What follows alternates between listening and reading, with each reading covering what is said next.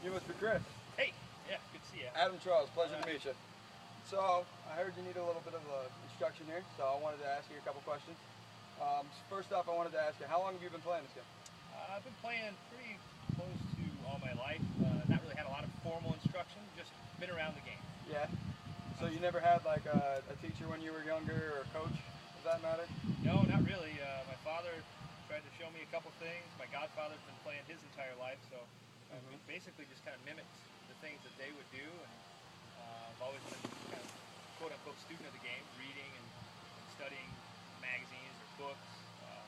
My original instruction book that I read was a Modern Fundamentals, the Hogan / Sports Illustrated book that was put together back in the 50s. But other than that, really haven't had any formal instruction. Well, I mean, a lot of people do teach themselves the game, and it's a good way to do it.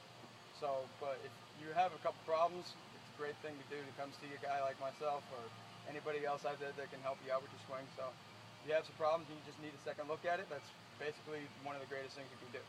So, I wanted to ask you a couple things here. First off, have you ever played competitively? Like, what's your lowest competitive score? My lowest competitive rounds, I think, is a 71. Yeah, 71. And that was only once. The rest of it's been even par or worse. Lowest 9-hole competitive score is a 30. So I certainly have the ability. It's just have never really put it together for you. Oh, really? So it's basically the mental game of how to piece together a round without blowing up a hole in there, here and there, and just being able to get it lower each time after that, right? That's correct. Okay. So also I wanted to ask you, do you have any physical limitations that I may need to know about? No. Really never sprained anything. Broken my arm when I was young, but hasn't really affected anything. Doesn't affect your golf swing?